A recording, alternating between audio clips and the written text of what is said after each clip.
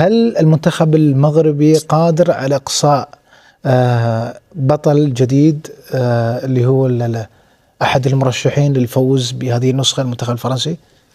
من طبيعة الحال غادي نقول لك إياه، لأن المنتخب المغربي عنده انضباط تكتيكي دفاعي قوي، عنده شخصية هجومية في المستوى، كيعرف يتأقلم مع جميع المباريات ومع جميع الخصوم كيف ما كان المستوى ديالهم. لهذا إلا من كنا متفائل، رغم كما قلت المنتخب الفرنسي فهو منتخب مشاكس، منتخب مستقر في الأداء الكبير تاعو طيلة هاد السنين الأخيرة. هذا غادي نترقبوا مباراة قوية، مباراة يمكن غتحسم جزئيات صغيرة، وتنظن المنتخب المغربي. هذه الجزئيات كابتن، هذه الجزئيات والفرق البسيط اللي تكلمت عنها ممكن تشرح لي بشكل أكبر؟ هذه الجزئيات تقريبا نفس الجزئيات اللي كانت عند البرازيل، سواء على الجهه اليسرى من جهه فينيوس او الجهه اليمنى اللي كان فيها رافينيا. الان غادي نشوفوا ديمبيلي على الجهه اليمنى، وكذلك مبابي في الجهه اليسرى. غير مبابي الخطوره تاعو ما كتكملش غير في الجهه اليسرى، هو ماشي بحال فينيوس كيبقى في الجهه اليسرى، بيتحول للجهه، يتحول للوسط، يتحول اليمين، ويمكن له يسجل من جميع المواقع. وكيف يعوضها؟ وكيف يعوض هذه الفروقات اللي تكلمت عنها؟ كيفاش يعوضها؟ يعني المنتخب المغربي كيف يعوض هذه الفراغات؟ تنظن بأن هذه غير رؤية صغيرة، ولكن تنظن أن محمد معود وهبي عنده المحللين تاعو، عنده الستاف تاعو اللي غادي يعرف كيف وقف المنتخب البرازيلي، لو كان قاب قوسين أو أدنى باش ينتصر، غادي يمكن يلقى حلول كيفاش يواجه المنتخب الفرنسي رغم القوة ديالو. إذا فعلها يعني المنتخب المغربي وسد هذه الثغرات كما ذكر نزار وفاز في هذه المواجهة بإذن الله، هل يصبح المرشح الأول للتتويج بكأس العالم؟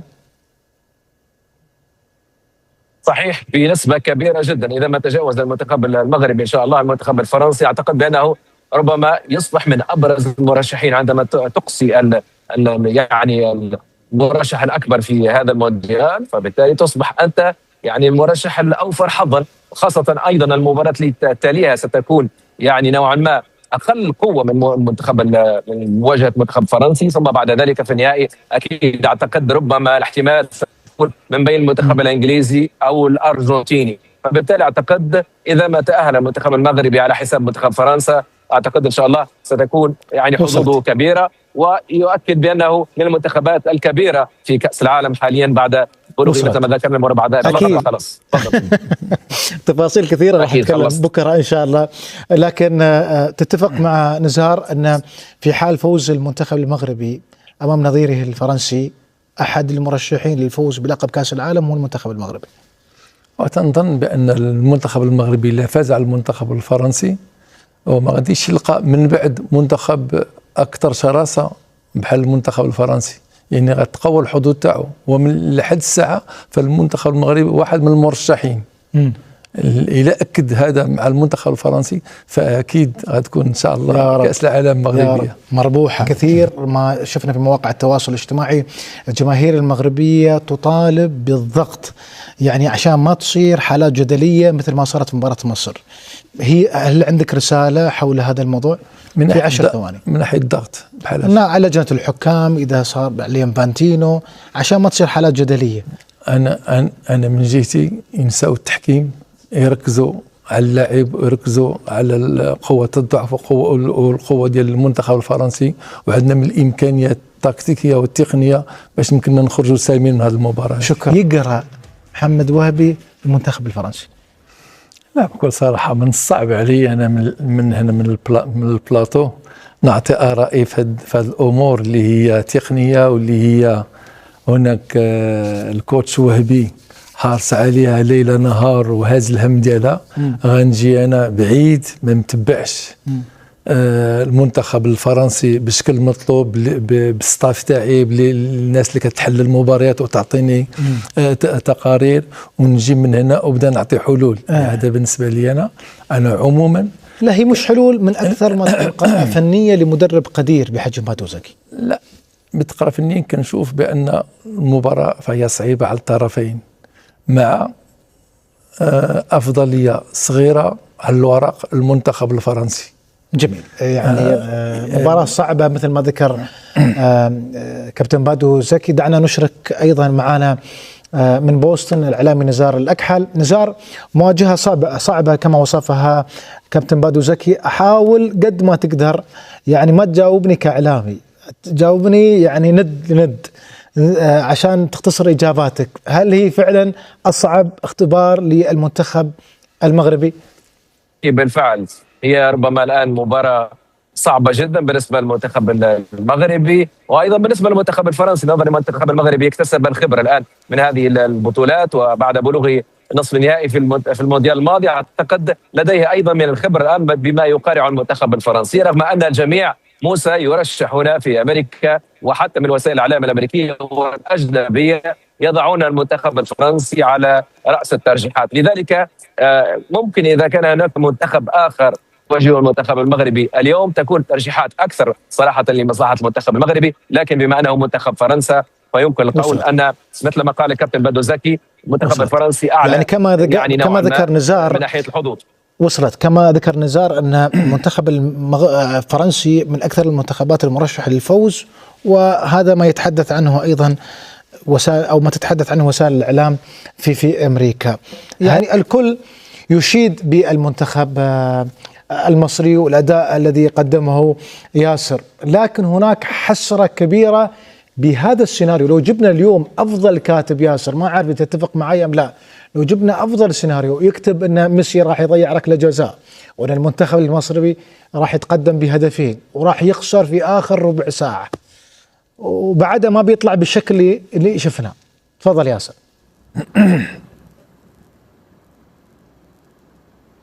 اولا طبعا تحياتي لحضرتك وتحياتي للنجم الكبير العظيم كابتن بادو. في البدايه طبعا هو سيناريو صعب علينا جدا، سيناريو مش متوقع الحقيقه في احداثه وفي تفاصيله، ولكن في النهايه بنقول الحمد لله احنا عملنا اللي علينا من ناحيه الاداء، ودايما بنقول ان النتيجه دي بتاعت ربنا مش بتاعت حد. اللي علينا من ناحيه الاداء، ودايما بنقول ان النتيجه دي بتاعت ربنا مش بتاعت حد، واحنا راضيين بالاداء، ولكن الحقيقه مش راضيين عن النتيجه لان احنا حاسين بظلم شويه.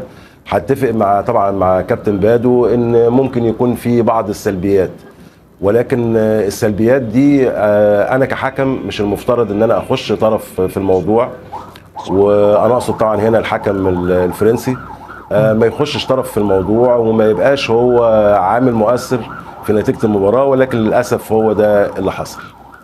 ما كان عامل مؤثر في نتيجة المباراة ولا كان عامل مؤثر في نتيجة المباراة ياسر؟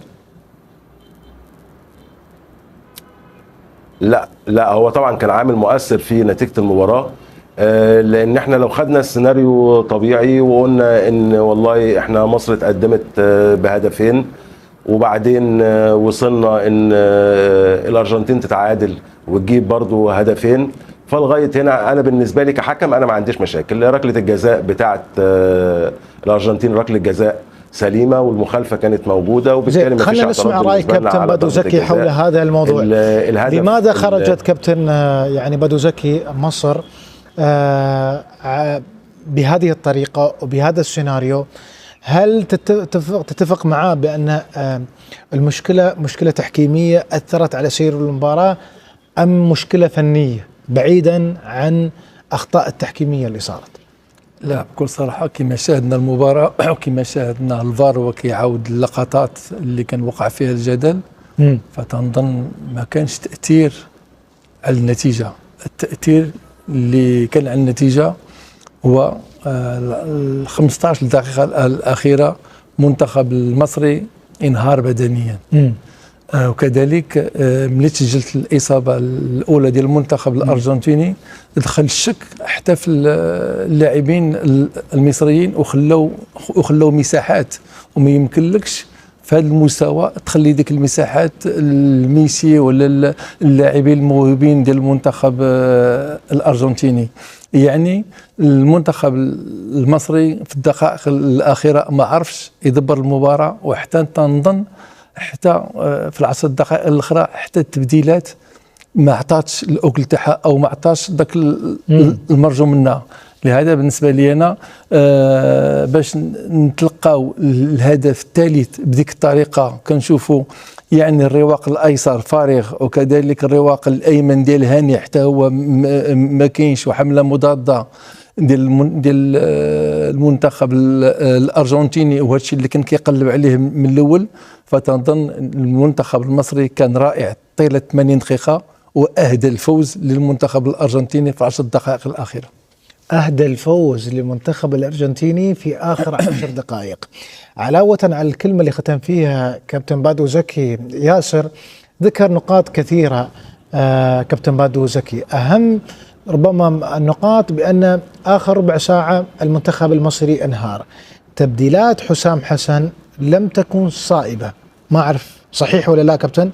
لم تكن في محلها. يمكن تكون في محله، ولكن اللاعب اللي دخل ما عطاش داك الشيء اللي كان كيدير اللاعب اللي كان قبل منه، ما عطى إضافة. ما عطى إضافة. ياسر تتفق مع كابتن بادو زكي حول النقاط اللي ذكرها؟ كامل الاحترام لكابتن بادو وكامل الاحترام لرأيه الفني، ولكن أنا هنا هتكلم على رأيي التحكيمي.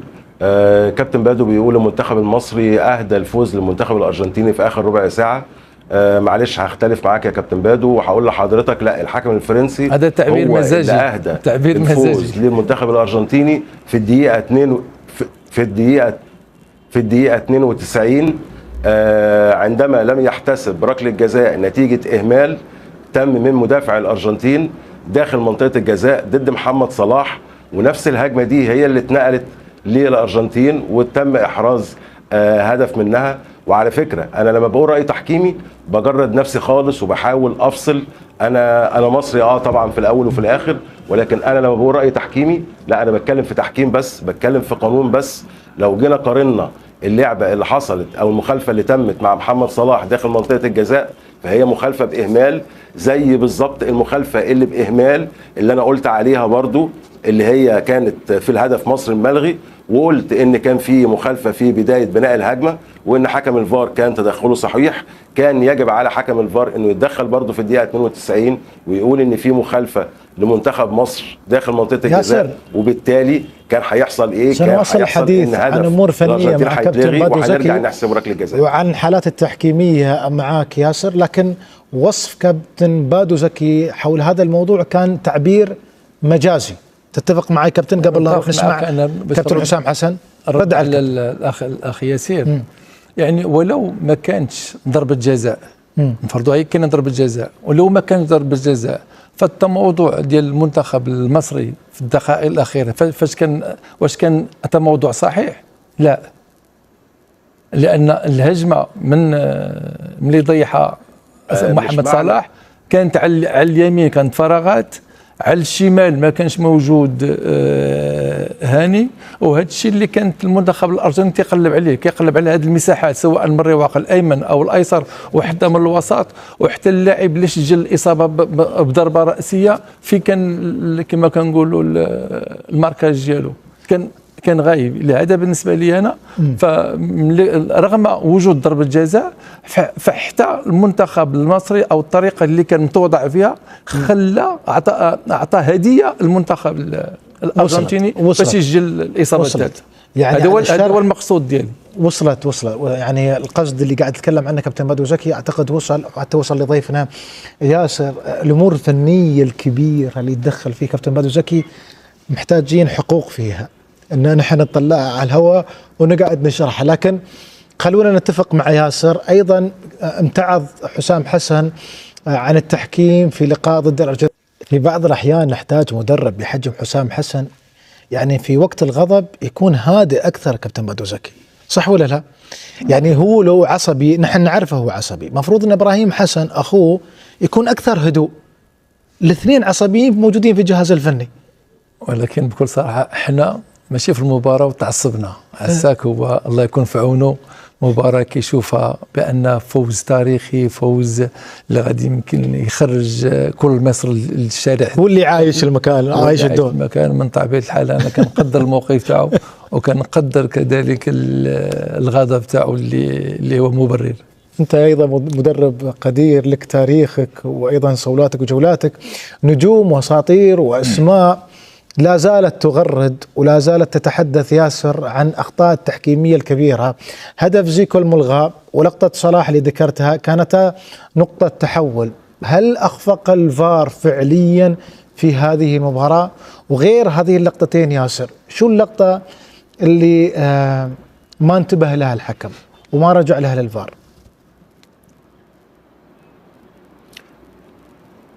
لا، هو انا اهم لقطه عندي بالنسبه لي اللي هي في الدقيقه 92 اللي هي بتاعه محمد صلاح. احنا بنتكلم يا جماعه في النتيجه 2-2، بنلعب في الوقت الضايع، يجي لك ركله جزاء في الدقيقه 92. طبعا كابتن بادو ادرى مني وعارف ان نسبه تسجيل ركله جزاء ممكن بتتخطى ال 87 وال 88%. يعني حضرتك بتتكلم النهارده في هدف، فحضرتك هتقول لي ممكن ميسي ضيع. لا، احنا ما بنضيعش. فهي القصه كلها لما انت النهارده تكون 3-2 في الدقيقه 92، لا الوضع كله هيختلف. وبعدين برضو حاجه تانية، النهارده احنا بنتكلم في سلبيات فنيه، وبنتكلم في ان كان ممكن والله يا حسام يعمل او ينزل او يطلع او يغير او كل الكلام ده اوكي، انما ده ما يمنعش ان الفريق المصري او اي فريق على فكره ان هو ياخد حقه. هي دي القصه اللي احنا بنتكلم فيها. احنا مش بنتكلم مش عايشين في نظريه المظلوميه، لا خالص. والله انا لما بتكلم تحكيم فقط لا غير. زي ما قلنا على ماتش الجزائر والارجنتين برضو ان في لقطه كان يجب على ميسي ان هو يطرد فيها. احنا قلنا الكلام ده برضو في وقتها. فلا يعني احنا بنتكلم تحكيم بس، بنتكلم فير بس. حضرتك بتقول ان كابتن حسام يمسك اعصابه شويه. لا، ده كده حسام ماسك اعصابه جدا جدا جدا جدا جدا. وانا عارف حسام وعارف طبيعته. وفي مدربين في مدربين على فكره ومدربين عالميين، واكيد حضرتكم تسمح لي بس ياسر، في مدربين كثار منهم مورينيو وغيرهم، لو عددنا الاسماء ما راح نخلص. بس حسام يعني انا واحد متابع جيدا للدوري المصري، عديد من الفرق دربها حسام من طبيعته عصبي زياده على البنج، لكن اقول دائما يحتاج ان المدرب يكون اكثر هدوء. يعني امس اثناء المباراه في اخر ربع ساعه كان متوتر، تحتاج انك انت تفكر كيف تجري عمليات اللي يتكلم فيها كابتن بادو زكي، كيف يتصرف في اخر ربع ساعه من احداث المباراه. لا، طلع عن طوره وبدا يعني يرد على الجماهير في المدرجات، يروح لحكم المباراه، احداث كثيره. على العموم اللي صار في هذه المباراه او في هذه البطوله ان مصر غادرت هذه البطوله وكسبت احترام الجميع لا شك، وعلى هذا الاداء البطولي وعلى هذه الروح القتاليه. بعيدا عن امور التحكيميه، انا عارف انت مختص فيها، هل انت مع استمرار حسام حسن خلال الفتره المقبله ياسر؟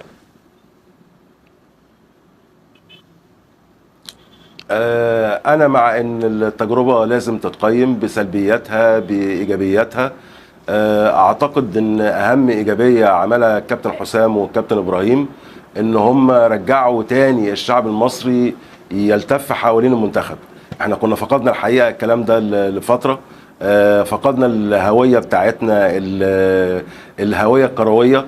اعتقد ان حسام رجعها لنا هو وابراهيم والجهاز الفني اللي معاه ومجلس الاداره اللي موجود. وبس لازم نبني على اللي احنا وصلنا له. التجربه تتقيم، نشوف ايه سلبياتنا، نشوف ايه ايجابياتنا، ولازم نحط في اعتبارنا وانا بتكلم مع حضرتك ان احنا اول مره نوصل لدور ال 16 على الرغم ان احنا اول دوله افريقيه وعربيه وصلنا لكاس العالم. ولكن وانا اتفق معاك جمله وتفصيلا، بس نعمل الخواجات. يعني نريد مدربين مواطنين، وهذا ما اثبته حسام حسن وقبل الجوهري. سعيد بحضورك.